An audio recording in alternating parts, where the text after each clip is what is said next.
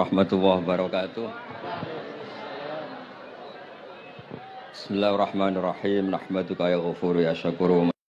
Shalli wa sallim barik ala sayyidina Maulana Muhammad wa ala alihi wa sahbihi asma'in. Nama ba'du. Teng ngerso para keluarga besar Kiai Haji Akil Sirot wabil khusus teng wau niki pernah paman kalian kula. Terus gada otoritas meksa. Tapi itu saya keren yang bihan malah pernah mbah, nggih pernah mbah nggih putrine guru kula niku dimanfaatno beliau kayak gitu. Nggih sedanten para habaib wonten Mas Arif Kapolres sedanten ingkang kula hormati. Niki paling kula ngisi nampung 20 menit niku mun top niku mun. Terus katanya niku ahlul ilmi dihormati tapi nyatane dipeksa. Terus memang banyak paradok dalam ilmu usul fikih. Ilmu usul fikih itu ilmu yang menjadikan orang itu bisa berpikir. Gitu. Kalau tak cerita tentang pertama tentang Kiai Akil sing al-ma'ruf bi ahli nahwi. Nahwu riyen di era dulu itu dadekno tiyang dadi wali. Sampai disebut hatta nahat qulubuhum li nahwihi famin azimi sya'nihi lam tahwihi. Terus orang-orang baik niku ketika usul teng pangeran nyebut Allah la ilaha illallah mboten saged. Sagete namung nyebut dhamir sya'an niku hu. Akhirnya kathah toreko sing ha hu niku gara-gara ahli nahwu niku. Nah, disebut fa'uribat makna dhamiris sya'ni. Jadi ngelafatkan la ilaha illallah ndak bisa tapi hu bisa. Mergi ke Jawa itu tukang ngakali, terus hukum itu diakali. Sakjane teke hadis niku mangkana akhiru kalamihi la ilaha illallah dakhalal jannah. Tapi ada kekhawatiran pas la ilaha mati. Lah la ilaha mati ra radi kaya ateis. Ora ono pangeran maujud mati. Sampeyan kan gak iso janjian mbek Israil. Kan mboten saged weanan, mboten saged kong kali kong. Nah, daripada la ilaha niku resiko karena takut mati pas la ilaha dereng illallah terus Kiai Jawa mulai nalkin ngangge Allah. Tapi Allah sarasan itu tidak mewakili la ilaha illallah. Akhirnya diambil dhamir sa'an fa'alam annahu la ilaha illallah. Niku asal usulnya. Cuma kebetulan thariqah kita tidak jalur itu, tidak jalur yang lewat dhamir napa? Sa'an. Tapi sementing tadi dawuhe Kiai Mustafa, sementing kita tahu secara ilmu. Terus nomor kali cerita uzlah wow. Kalau memang benar-benar uzlah. Terus kalau nu diundang acara-acara publik kemarin di Habib Jindan gitu, hanya di halaqah ilmiah. Kemarin terakhir beliau ngerayu ini dari marrotan wahidah. Ini saya pegang. Dan itu dicatat di Loh Mahfud. Dan ciri utama Kiai itu tidak membatalkan perjanjian. Jenengan jauh marrotan wahidah Mas nih. Ben gelem. Terus ngeten kula cerita sithik tentang ilmu yang sering kula utarakan. Di antara kitab yang dipakai guru-guru kita sing dilanggengi Mbah Mun Maus niku kitab Ihya. Kula dari sekian cerita Ihya yang paling kula kenang niku bahwa ternyata Allah itu andaikan boleh dibahasakan niku cara berpikir tuh dalam bahasa tafsir disebut tanazul niku wong ben kaya orang kebanyakan. Saya ulang lagi supaya orang tuh kayak orang nopo kebanyakan. Ada dua ahli neraka yang dipanggil, yang satu ditakoki cung ning neraka piye rasane syarru makan mboten enak Gusti. Terus pangeran diken balik ya wis kono cung mlayu balik nang neraka. Niku tiangnya lari kencang, sekencang-kencangnya. Semangatnya seneng ape kon balik ning neraka. Ditakoki mbek pangeran, "Lho cung kon mara neraka kok seneng?" Kula nu pun kapok Gusti. Kula nu nyesal ketika di dunia nak jenengan utus niku lelat-lelet. Niki kula tobat dengan bukti dikan jenengan teng neraka kula mlayu. Lho nu pangeran akhire haru wong kok semangate mlebu neraka kaya ngono. Mergo diperintah pangeran. Ya terus niki ijazah jenengan akan mlebu neraka jenengan sing semangat nggih. Karena zaman ning donya sering diperintah Allah mboten napa? Semangat. Nah niku kemungkinane dibarno, kemungkinane dipanggil. Lah yang itu terus dipanggil oleh Allah. Ya wis kaya wong apik. Tak kongkon nurut tenan, semangat tenan, terus diken mlebu swarga. Nah niki ijazah pertama nggih. Dinaken mlebu neraka sing napa? Semangat. Sing kedua niku dipanggil ku plengakan lelat lelet. Kados kula diutus Gus Mus niki nelpon. Nelpon kula mboten purun akhire ning Bika jare matur Gus Subak. Turuti ya, aku diamuk Bika jare Bapak. Dados niki melibatkan sekian pihak untuk memaksa saya datang ke mriki. Aduh, repot wong sawang kempek niku. Repot nyen repot. Mugi-mugi di sepuro ngoten. Yang kedua niku diken mlebu neraka malih lelat lelet ndelok pangeran mboten semangat. Ditakoki mek pangeran. Kenapa kamu tidak semangat? Saya itu tidak pernah ngira jenengan yang baik sudah masukkan saya ke surga, kemudian jenengan nyuruh lagi saya ke neraka. Saya tidak pernah mengira engkau itu seperti itu. Terus Allah nggih, ana indadzoni abdibi. Ya ora apa-apa, swarga wae swarga. Ini dua ijazah untuk sampean supaya bisa masuk napa? Swarga. Terus kita tidak pernah tahu napa Gustofa ngundang kula nyenengno wong akeh ganjaran, napa meksa wong alim dosa, bener ngerti kula carane. Karena dalam ilmu usul fikih, kembali ke usul fikih, kula nu gak ada khazanah kathah tentang debate pangeran kalian nabi ini. Kathah, mboten satu dua contoh di beberapa kitab tafsir. Suatu saat kula sering cerita niki, suatu saat Khalilur Rahman Ibrahim itu kedatangan Israel. Kamu mau apa? Mau matikan jenengan? Kata Nabi Ibrahim, harro'aital khalil yumitu khalilah. Mosok aku kekasih pangeran dipateni, mosok orang yang dicintai membunuh yang dicintai. Orang yang mencintai seseorang kemudian membunuh yang dicintai. Tidak ada itu. Akhirnya Israel matur teng pangeran. Cara politiknya ngeten, wau sing cara lagi seneng ngendikan politik. Wani kiai lengser dari beliau. Ono.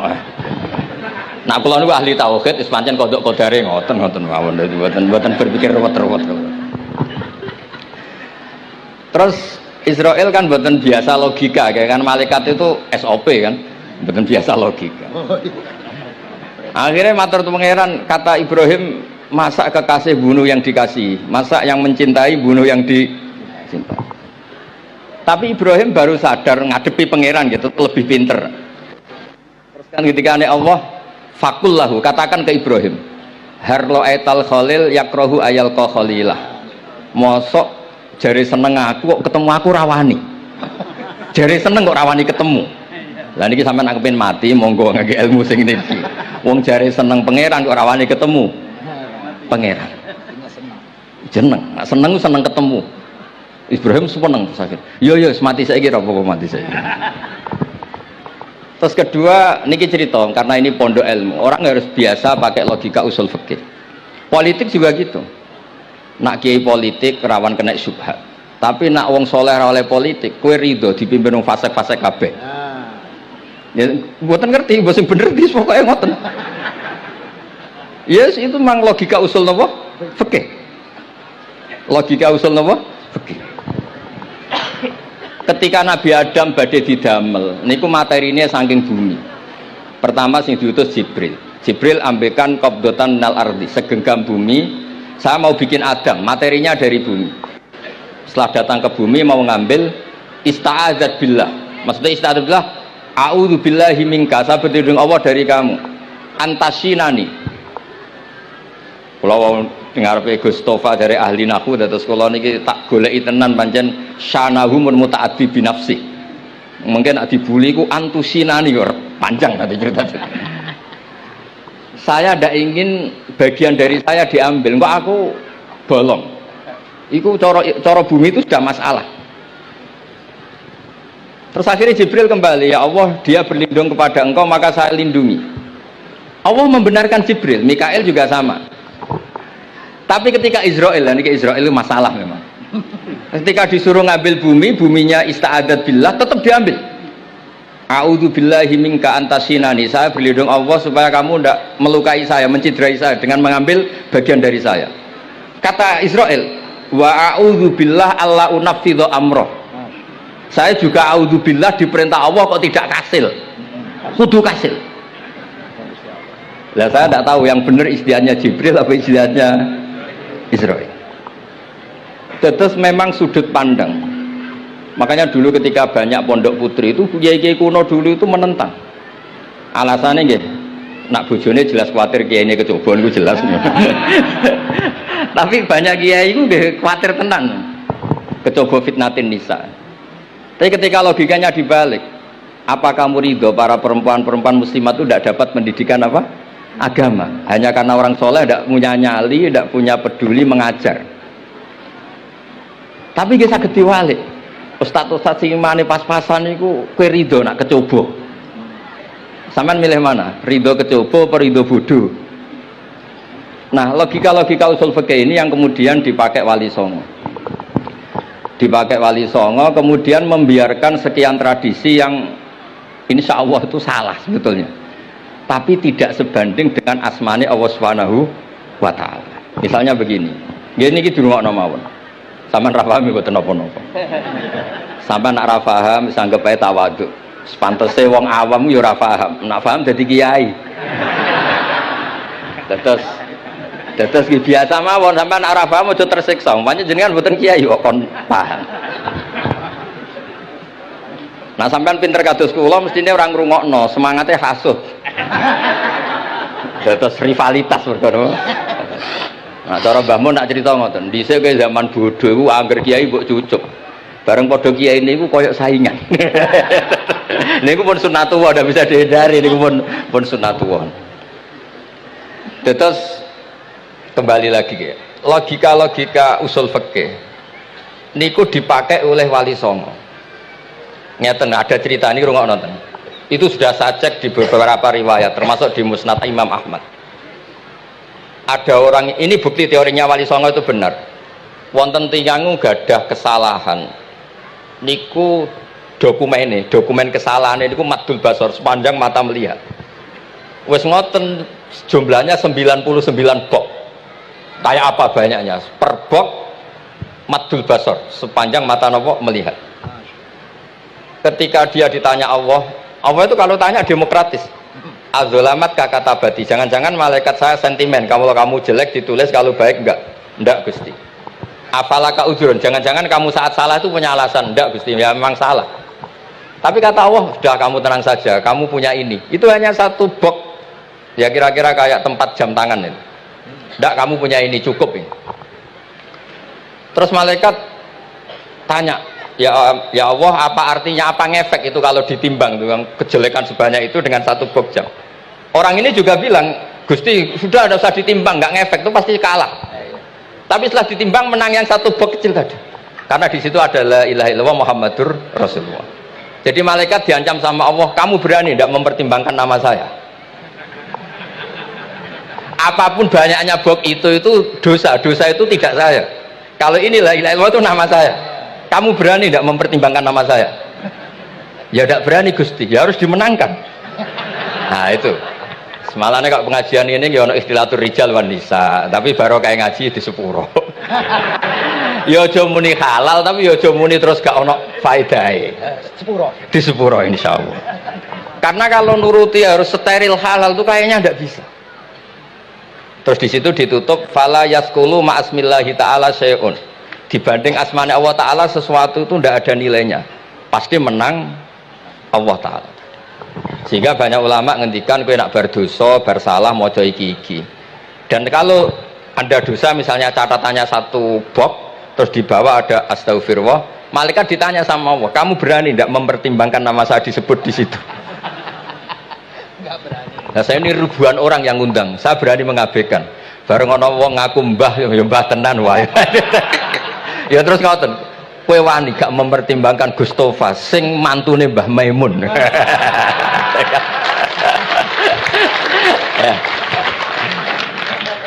Semoga cara pandang malaikat nanti seperti itu.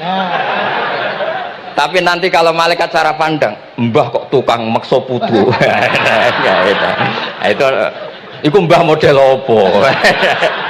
Nah saya ini sudah ngalah satu kali. Berikutnya logika kedua yang insya Allah terbangun di kalangan malaikat, yaitu mbah ora oleh maksa napa butuh. Ning dinggon mbah yang baik putune dolanan di Barno. Ini ora. Putu lagi asik-asik dolanan. Rene. Kon nyapu. Nah, itu udah jenis mbah yang baik. Terus kula suwun lah ngaji usul fikih yang serius karena itu menjadikan kita bermartabat. Kula niku sering lepas jenazah tangga-tangga kula nggih panggihane delok TV, nak bengi nggih ngelamun, ngayal sugih, kadang yo ngapalo tikus sing liwat dhuwure saking ora ana penggawean. Tapi kula nang lepas jenazah ini orang baik. Sampai bojone protes, "HP opo lho Gus angger bengi iku mau ngelamun ngitung tikus liwat, ngitung apa." Terus kula matur, ngitunge aja ngono, ngitunge tarokal ma'asiya. Wong ning omah itu artinya tidak dugem, tidak melakoni maksiat. Itulah yang menjadikan usul fikih itu ilmu yang sangat terhormat. Coba kalau Anda jadi pakar usul fikih kayak saya, mau kaji betul usul fikih. Orang tidur semalaman jangan bahasakan tarokat tahajud, wa tarokal witro, wa taroka qiyamal lail. Tapi bahasakan taroka zina, wa tarokal ghibah, wa taroka kadza wa kadza minal ma'asi. Keren buatan? Keren. Kalau kamu udah ahli usul fikih maka kiai kok amen turu. Kiai kok guyon suwengi. Lu kiai guyon sungi itu melawan kiai itu ustaz juga manusia karena bengi itu ya kepen nonton tapi kan buatan pantes akhirnya korbannya santri ini dijak guyon gak jelas lah apel neng rodo ya ora pantes ngelawan nafsu itu berat caranya ya dilalek-lalek no guyon itu lah muka-muka malaikat kabeh ahli usul fikih nganggep ngono iku perlawanan terhadap keinginan apa maksiat.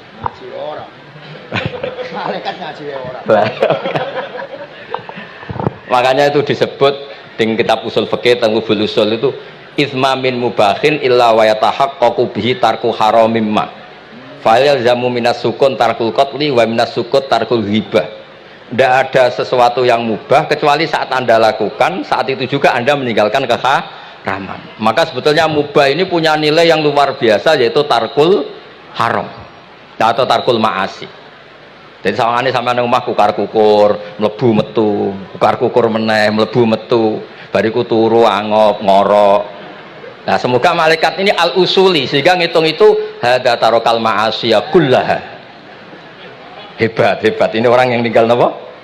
Maksiat. Kayak nak malaikat itu jenis rada ekstrim. Alumni kempek suwengi ra tahajud ora witir ku alumni opo? Malah kalau niku ngaji usul fikih terus supaya diperdengarkan ke malaikat, supaya teorinya pakai usul nopo fikih. Jadi kalau melihat kita melakukan mubah niku dihitung tarkul nopo maas. Nah ini pentingnya ngaji. Kalau nate ditanya sama seorang dosen, Gus, masa iya Quran yang katanya mutu semutu-mutunya, kemudian ada ayat kulu washrobu. Mosok urusan mangan, gak usah disuruh orang juga makan. Terus kualitasnya kulu wasrobi itu di mana? Terus kalau jawab, terus sorokan yang penting wopo, rapat utawa seminar. Ndak ada rapat, ndak ada seminar itu kamu ndak mati. Tapi kalau nggak makan itu mati. Penting mana? Ya penting makan. Lah iya, jadi orang itu lupa. Kalau sesuatu yang seserius itu karena menjaga nyawa, yaitu makan. Terus karena makan tuh hal yang murah dianggap biasa, itu bahaya. Sehingga sebetulnya yang kita bisa jadi wali lewat hal-hal keseharian, tidak bisa jadi wali karena tadi. Saya punya hadis, ini mudah sekali untuk Anda jadi wali. Bahkan di atas wali lah. Inna woha ta'ala layar do anil abdi. Pakai inna masih pakai lam taukid. Inna woha layar do anil abdi ayyakulal aklata fayahmadahu alaiha. Aw yasroba syarba fayahmadahu alaiha. Allah itu sangat ridho ada orang makan satu asupan kemudian dia muji Allah. Loh, orang tidak punya alpat itu tidak mati, tidak punya tanah ribuan hektar itu tidak mati, tapi kalau nggak makan sesuap nasi mati. Penting mana? Penting makan. Tapi gara-gara kamu tamak untuk syukur nunggu punya alpat, untuk syukur nunggu punya tanah banyak, Anda ini bodoh. Mau syukur saja syaratnya kok banyak.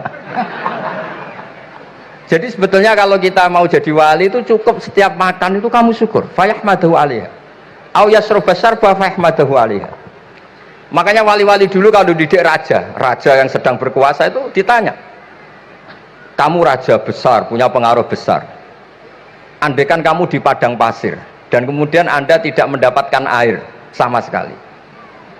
Apakah kamu menggantikan kerajaan kamu demi beli satu seteguk air? Iya, akan saya beli karena saya kalau tidak minum mati. La tafrah bimulkin la yusawi jar'atamain. Kamu jangan bangga dengan sistem kekuasaan yang tidak senilai dengan seteguk air. Orang nggak jadi raja itu nggak mati, tapi kalau nggak minum mati. Terus akhirnya dosen itu tahu, wah berarti kuluwas robu itu luar biasa Gus, sangat luar biasa. Makan dan minum itu luar biasa. Makanya terus ada kiai mertamu mangan. Kalau tadi baru datang kon mangan, di sini ya ada mangan. Ya saya anggap aja itu proses jadi wali ngoten Pak. Jadi segampang itu jadi wali. Nah, kemudian gara-gara torekoh terus jadi wali ku repot kon maca 10.000 wiridan kon opo. Kesuwen nih cara-cara kesuwen. Karena ini partai enggak torekoh tadi. Dulu abahnya Mbah Maimun Mbah Zubair itu kalau disuruh wiridan lama-lama itu enggak mau. Sementing diridani pangeran, maca kok akeh-akeh. Nah, itu partainya partai ahlul ilmi. Ya partainya partai ahlul apa? Ilmi. Nah kemudian karena saya ini nekuni tafsir ya, itu saya kepengen ya menggerakkan supaya ilmu Quran itu menarik. Caranya apa? Cari sisi ekstrimnya. Aku bolak-balik kenapa sih orang nggak janggal itu udah iskal. Quran itu kan kalamu. Salah lagi Quran itu kalamu. Masa iya Allah yang Tuhan kemudian ngendikan iya kana butuh iya kanas tai. Kepadamu aku menyembah. Masa Allah ngendikan gitu pada kekasihnya Nabi Muhammad. Padahal Allah itu al-ma'bud bukan abid. Allah yang disembah bukan yang menyembah. Semua ahli tafsir, saya bukan bilang sebagian, semua ahli tafsir pasti ngendikan begini. Wa yuqaddaru qabla qaulihi ta'ala iyyaka na'budu qulu. Sebelum iyyaka na'budu itu ada kata yang disimpan yaitu qulu.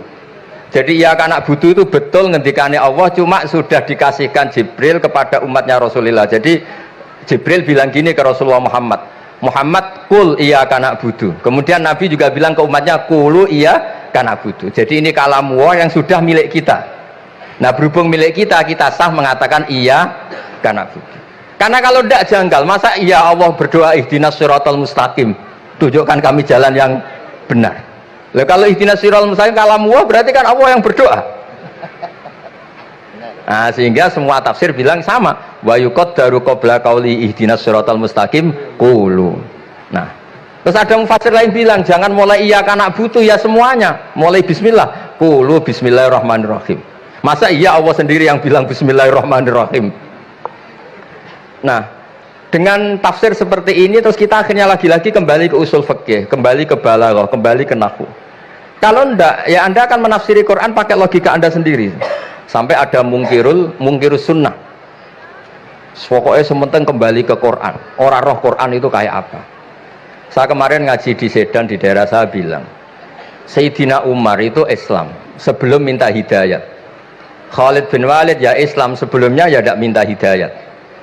Nah itu kan janggal. Padahal katanya Quran itu hudal lil muttaqin, petunjuk bagi mereka yang takwa. Padahal tidak ada sabkut takwa untuk Umar. Umar tidak pernah takwa, tapi nyatanya Islam. Bahkan dia masuk ke rumahnya Zaid bin Arqam itu mau bunuh Nabi, mau nyari Nabi, bukan mau Islam.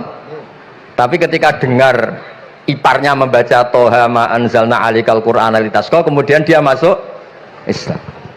Lalu gimana tentang hudalil muttaqin, petunjuk bagi mereka yang takwa?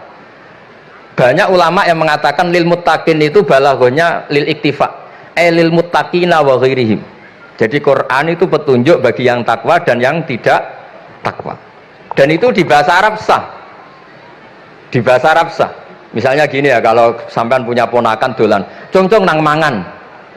Ya maksudnya ya mangan mbek ngombe, mangan tok seretan mati kan. Itu kan satu paket. Sarobila taqikumul harra wal barda. Pakaian yang melindungi dari panas. Di situ enggak disebut wal barda, tapi artinya juga wal barda. Karena kalau tidak diartikan lil iktifa, nanti Quran itu memberi petunjuk bagi yang sudah muttaqin. Corong doang nguyai segoro, wis takwa kok. Nah ini kita butuh ahli tafsir yang al-usuli. Karena itu yang menjadikan Quran punya kualitas lagi. Seolah lagi punya kualitas lagi. Kalau enggak, Quran tuh kayak biasa-biasa saja, kayak tadi kulu wasrobu kayak dan seterusnya dan seterusnya.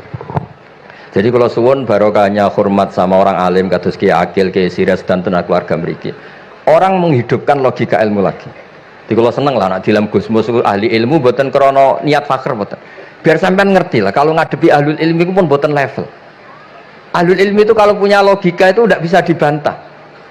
Saya beri contoh sekian contoh yang nyata yang diajarkan Rasulullah SAW. Nabi itu pernah mau dipermalukan orang karena Nabi ngendikan la adwa wala tiarata, tidak ada penyakit menular.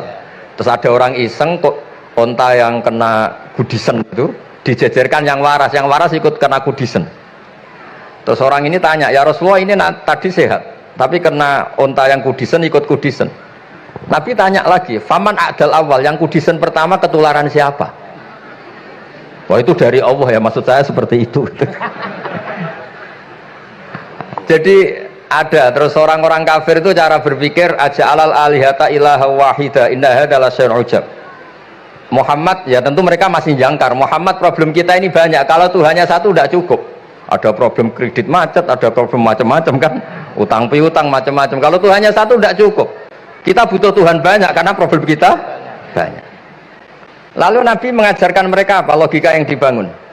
Kalau kamu jadi buruh, kemudian majikan kamu banyak, semuanya merintahkan kamu bingung enggak? Ya bingung. Tuhan kamu itu majikan kamu, kalau banyak-banyak perintah semua kamu yang bingung.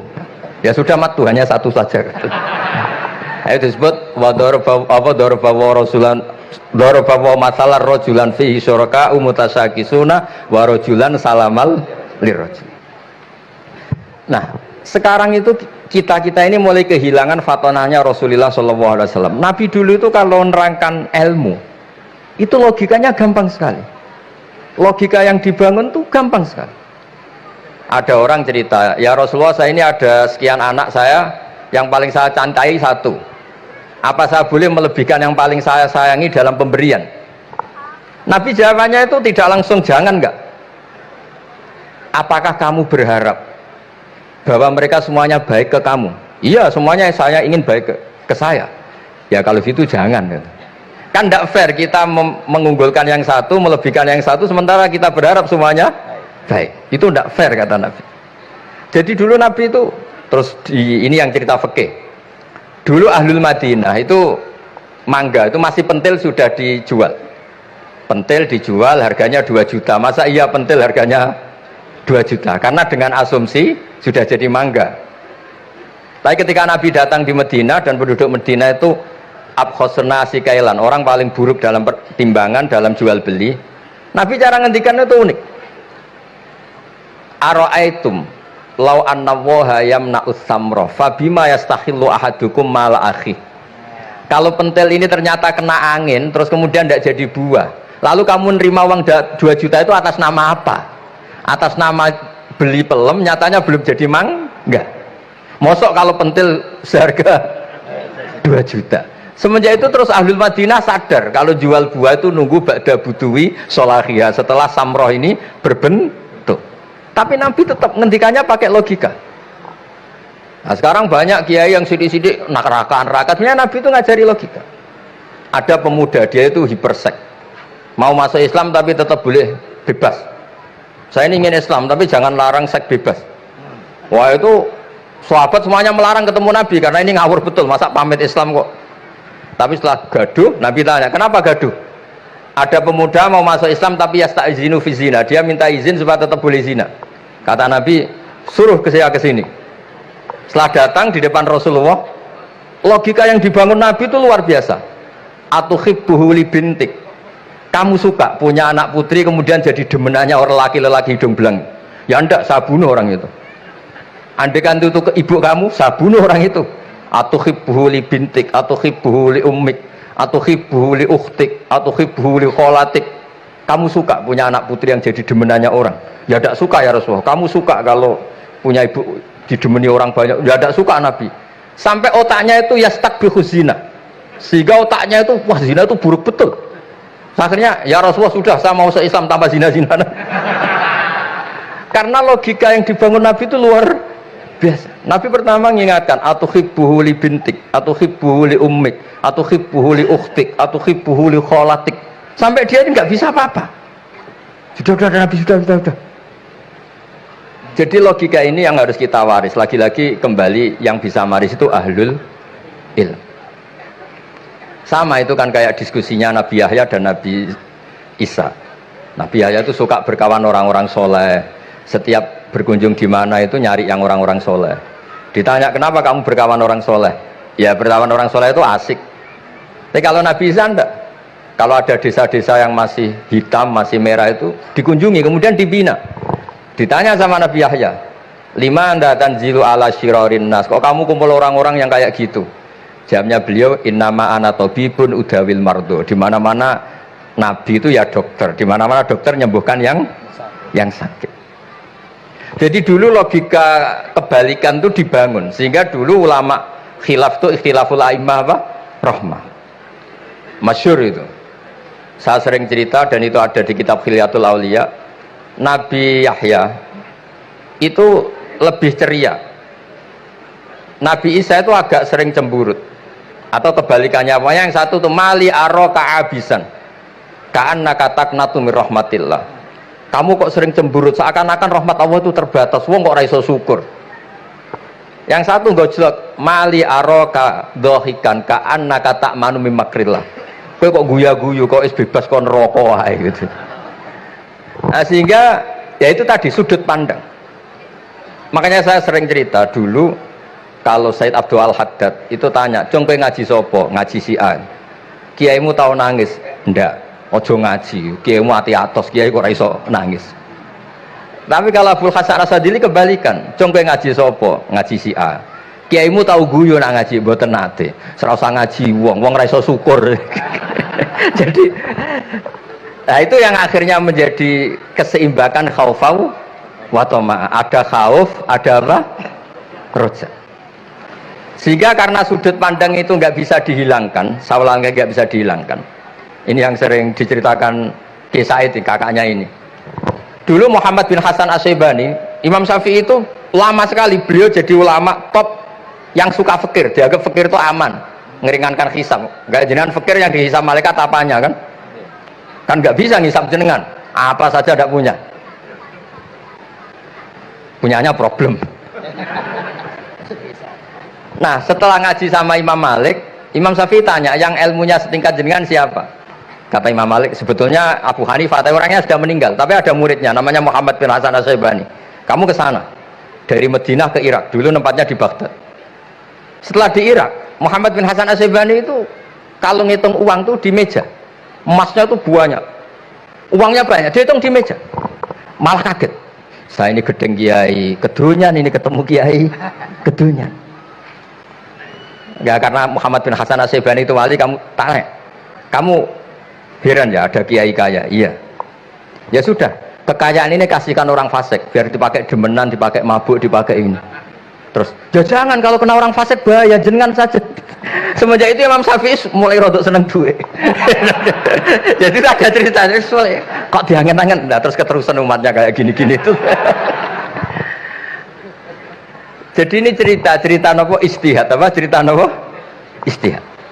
Sama pangkat juga sama. Gue seneng nak wong soleh-soleh tidak ikut ngurus negara ini, mau dikemanakan negara ini. Tapi ada yang berpikir, gue seneng nak wong soleh terkontaminasi. Ya sudah monggo, sing ora payu jabat, nggih berpikir zuhud. Sing payu ya berpikir politik. Yang penting semuanya itu berdasar ilmu. Yang penting itu semuanya berdasar apa? Ilmu. Karena ilmu ini basis yang paling diridani Allah Subhanahu wa taala. Masyhur itu di Ihya sering diceritakan Imam Ghazali, ana alim uhibbu kulla alim. Kata Allah, saya ini alim dan sangat mencintai orang alim. Karena orang alim ini yang tahu perspektif. Orang yang ngiranya, saya ulang lagi, yang ngiranya itu enggak ilmiah. Di depan orang alim itu sangat-sangat apa? Ilmiah. Yaitu tadi misalnya ada ayat wa min ayatihi manamukum bil laili wan nahar. Masa iya tidur yang ngorok semua turunnya secara jelas kok jadi wamin ayati. Tanyakan ahli medis, sistem tubuh kita kalau nggak tidur itu kayak apa rusaknya. Dan toat pas-pasan ini satu-satunya solusi ya turu. bengi ngempet kepen delok dangdut, delok dugem. Bareng turu jebule esuk wis bar, alhamdulillah. Cara melek iman kamu seberapa? Tarikan-tarikan maksiat posisi kamu terjaga bisa kalah kan? Tapi kalau tidur sukses kan tarkul maksinya. Nah, karena tidur itu sukses menghilangkan maksiat disebut wa min ayatihi manamukum billaili wan nahar. Sampai Imam Ghazali ngendikan di makalah itu sehingga nanti ibadahnya umat ini di akhir zaman an-naumu, ibadah terbaiknya itu tidur. Nah niku mulane maksud kula ngeten lho. Sampeyan anut jalur wong alim dia turu ya ibadah, tengok-tengok ya ibadah, jagongan nggih ibadah, gojol-gojolkan ambek kanca nggih napa? Ibadah. Karena ini semuanya kul bi fadlillah bi rahmati fa bidzalika napa? Falyafrahu. Tapi kalau kamu tidak punya basis ilmu, adanya suudzon. Kiai kok jagongan guyon sewengi kiai opo? Kiai kok turu sewengi ku kiai, karena basisnya ada ilmu. Padahal jelas ketika Rasulullah bikin urutan kebaikan, pertama Nabi ngendikan kamu menolong orang. Jika tidak bisa, terakhir Nabi ngendikan takufu syarraka anin nas fa innaha shadaqatun minka ala nafsi. Tadi beliau juga cerita di nasihat Imam Mun, idza lam tuhsin fala tusi. Kalau tidak bisa berbuat baik, setidaknya kamu tidak berbuat jelek sama orang lain. Dan potongan ini paling gampang apa? Tidur kan? Wis sampean nak turu wis ra zina, ra maling, ra ngrasani wong wis ora tusi. Nah, dengan konstruksi usul fikih seperti itu kamu tahu kualitas ayat wa min ayatihi manamukum billaili wan nahar. Ya sama, ternyata makan itu yang menjaga nyawa. Ternyata makan itu yang menjadikan syukur. Kalau kamu nggak percaya puasa. Sampai nak poso gedang goreng itu mewah. Gedang goreng itu mewah, air satu teguk itu mewah. Makanya kalau lama dulu ada santri kepengen mangan enak, ya saya ingin mangan enak gini-gini, caranya gimana? Itu rumusnya ada sate, ada mie ayam. Idamuhu alju. Kalau kamu ingin enak, lauknya itu lapar. Ya kalau kita kalau puasa itu semuanya kan enak. Nah itu lagi-lagi basisnya itu ilmu. Nah sekarang banyak orang yang sudah tidak peduli dengan ilmu, kayak ijazah dilakoni kan. Jadi kayak wiridan la ilaha illallah itu sebetulnya harus dibarengi dengan ilmu. Ini yang terakhir supaya nggak lama-lama. La ilaha illallah itu basisnya ilmu. Surga yang begitu mewah itu dibikin juga bagi yang melafadzkan la ilaha illallah. Neraka yang begitu ekstrim, sampai kalau benda dijatuhkan dari atas ke neraka itu sampai bawah nunggu 70 tahun. Bisa kamu bayangkan kalau kamu di dalam naiknya susah itu. Ini dijatuhkan ke neraka itu sampai bawah nunggu berapa? 70 tahun. Loh, neraka sebegitu ekstrim itu dibikin untuk yang menolak la ilaha illallah. Berarti kalimat ini kalimat spesial. Kalimat yang neraka dibikin ya atas nama itu yang menolak, surga dibikin juga atas nama itu yang menerima. Itu satu saktinya la ilaha illallah. Sakti kedua, orang kafir 70 tahun ngelafadzkan la ilaha illallah sekali langsung dihukumi mukmin. Yughfar lahum ma qad salam. Kullil ladzina kafaru iyantahu yughfar lahum ma qad salam. Orang yang melafadzkan la ilaha illallah Muhammadur Rasulullah itu dosa 70 tahun kafir itu hilang semua. Tapi gara-gara ada ilmu terus diumumkan tahlil dening Kiai Haji Niam mesti sing guri wah sawi mesti guri. Padahal kalau kamu tahu ilmunya tadi ini kalimat yang luar biasa. Kalimat yang bisa melebur dosa. Bahkan dalam madzhab Sadiliyah itu unik. Kalau kamu wiridan la ilaha illallah itu jangan istighfar dulu, istighfarnya belakangan. Alasannya Abdul Hasan As-Sadili itu fa'lam annahu la ilaha illallah wastaghfir li dzambik li hadhil kalimah.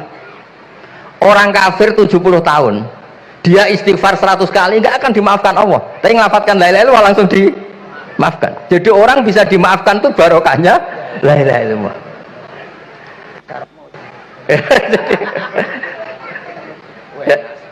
Ya kan?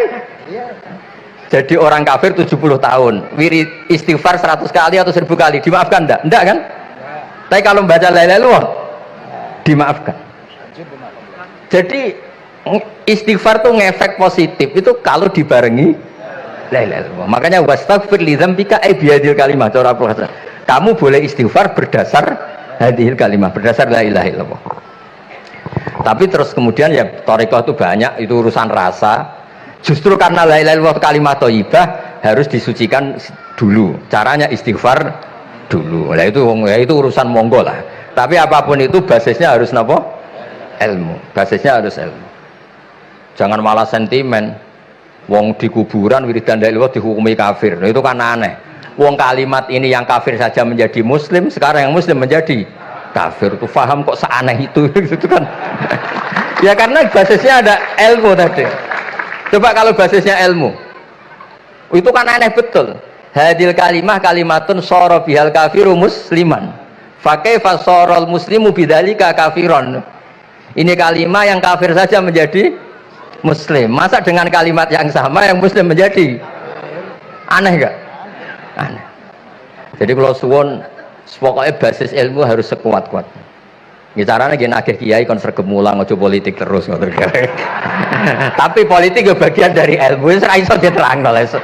Nggih ngoten mawon. Assalamualaikum warahmatullahi wabarakatuh.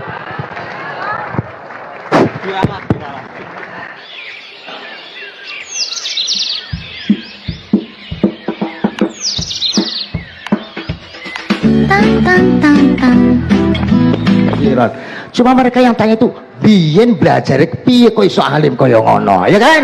Nah, terangkan Gus, terangkan. Mati.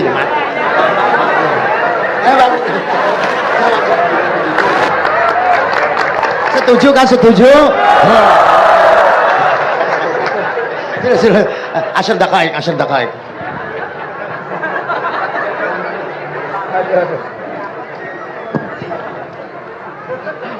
Andai kan pertanyaan itu ke Mbah Mun, mungkin jawabnya gurune sopo.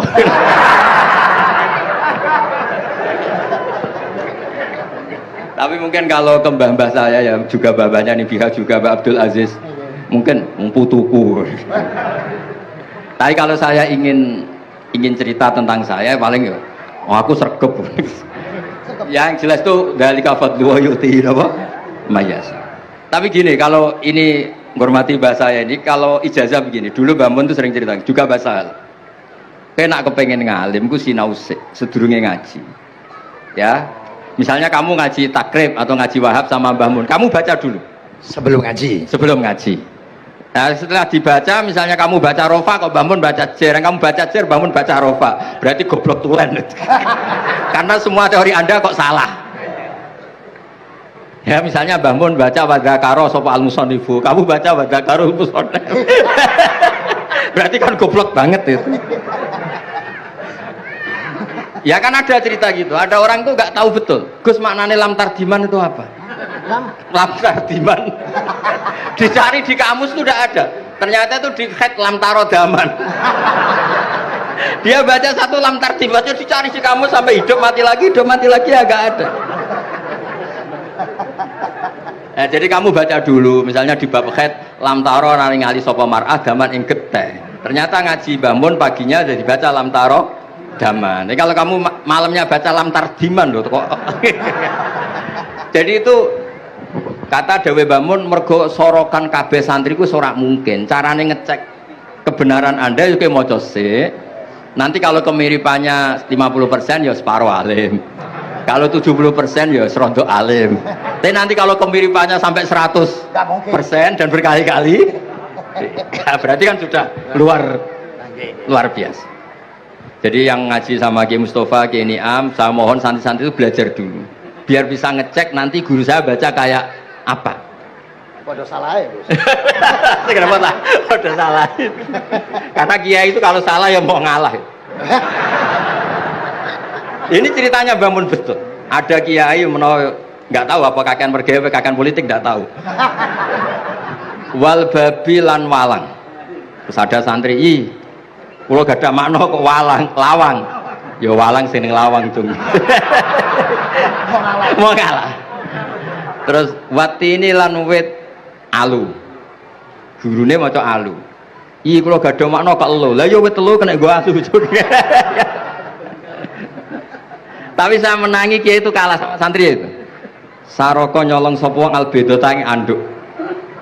Terus gurunya kaget. Cung kok anduk, cung. Bareng didelok ndok. Karena kalau pegon kan anduk sama ndok itu padha wae. Ini ada padha. Tapi kiainya akhirnya kalah.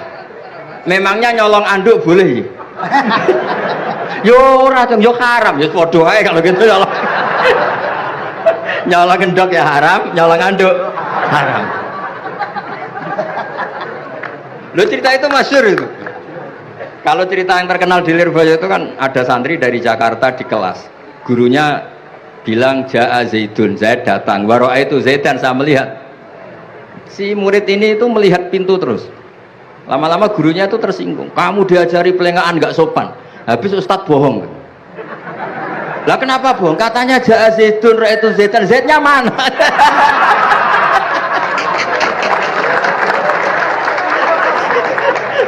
Dia gak ngerti. Zaid datang, saya melihat. Mana orangnya kok? Kok dibahas-bahas terus itu?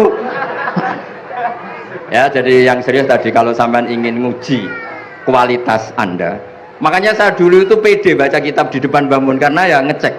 Dan dulu itu Gus Zofur, Gus Kamil sebelum ngaji ya itu mesti sinau sama saya. Nanti ketika Mbah Mun baca tadi kalau kemiripannya kita 90% ya bagus. Syukur-syukur sampai 100. Dan itu terulang sampai Wahab Hatam, Jamul Jami' Hatam. Sehingga kita tahu. Jadi kalau diskusi kita kok salah ya tahu, kalau benar ya tahu. Kalau tahqiq ya tahu. Biasanya kalau tahqiq itu Mbah Mun karena takut nyalahkan kiai-kiai Jawa, kalau baca 2 kali, misalnya begini. Yasmalu, kadang diwaca Yasmilu ya apa-apa nggih Jawa wae gitu. Karena kalau kita memaksakan sampai benar seperti di kamus, kayaknya kalau kiai Jawa itu berat sekali. Dumeli bojo bola-balik mesti ora goblok wis apik lah. Karena kalau baca tahqiq itu kan butuh kamus. Yang benar itu Yasmalu misalnya. Tapi kan populer juga orang baca Yasmilu. Saya tuh menangi loh, kiai Jawa dulu baca Simai itu menangi, Masdar Simai. Lama-lama setelah banyak alumni Al-Azhar terus berdasar kamus baca Samai semua sekarang. Saya menangi kiai itu baca Dilalah. Lama-lama karena sekarang udah banyak punya kamus, baca Dalalah. Fa'alah. Jadi kiai itu juga kadang-kadang keteror muridnya. Makanya Syekh Zakaria Al-Ansori itu pernah ditanya, kenapa engkau begitu alim alama sampai dilakopi Syekhul Islam?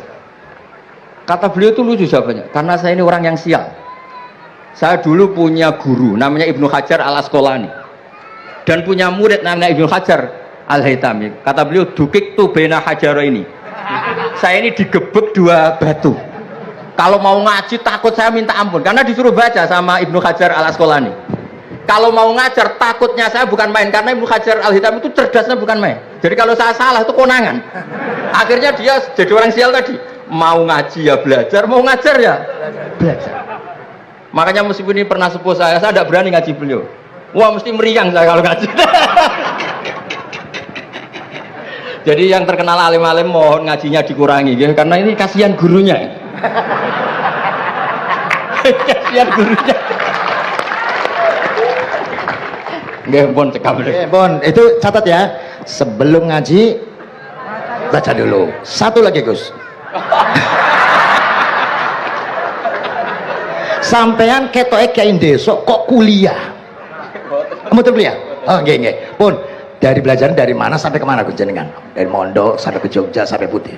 Monggo.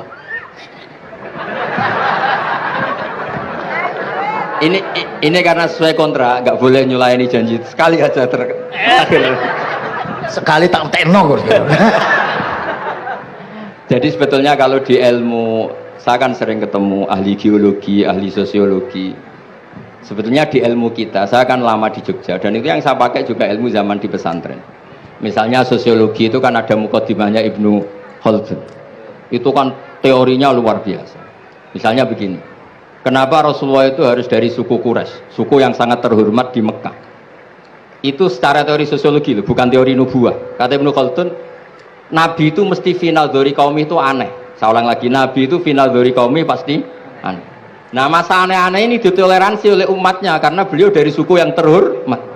Coba kalau dia dari suku, beliau dari suku yang hina, pasti pas aneh-aneh langsung diadili. Ya kalau di NU lah, ndak Gus Dur kok bikin aneh-aneh di NU kan langsung tuntas.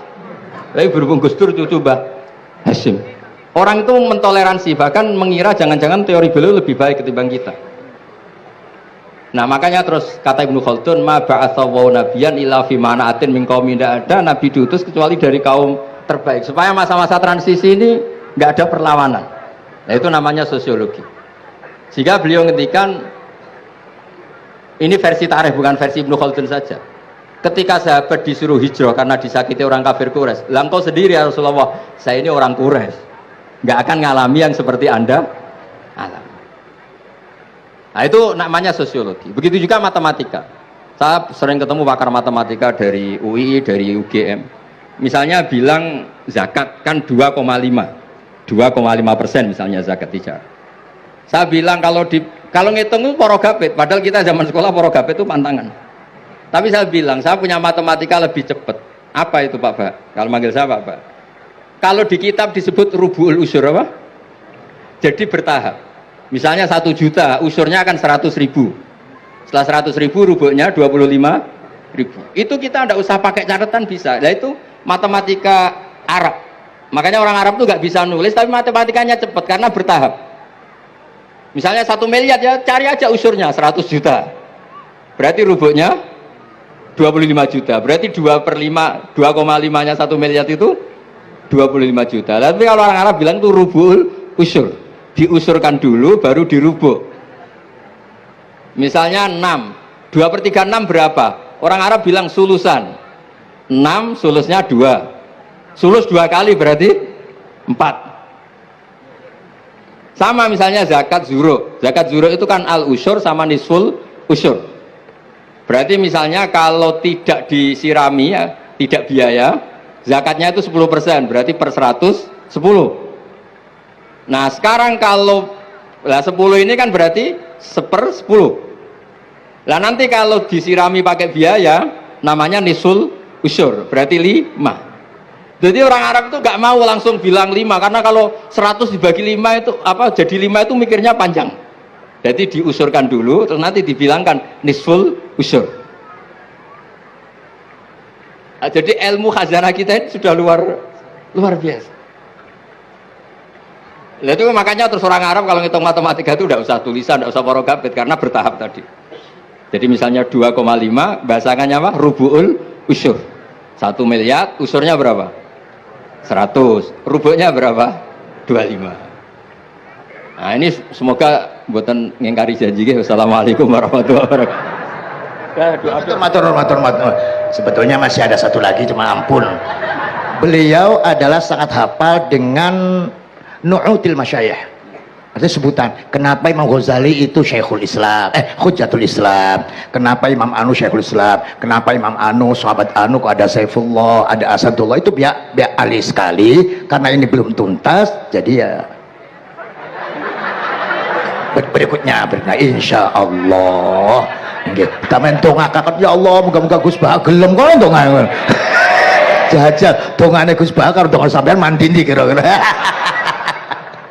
Matur nuwun Gus, matur nuwun Sayyid, matur nuwun, sangat matur nuwun, sangat Masya Allah niki jelas Gus Bah itu enteng, cepet atau diterimanya ku napa jenenge keterangannya cepat dan sebagainya cepat. Enggak ada kayak yang jelimet tak kira apalagi saya mendengar dianya saja nggak paham kok. Nah itu demikian matur nuwun sampean kudu matur nuwun sangat wong sing lagi uzlah ora gelem luar biasa. Kita hanya selanjutnya ngaten mawon Gus kula sak sedulur sak santri-santri nek pas jenengan donga pas uzlah njaluk ditungakne ngoten.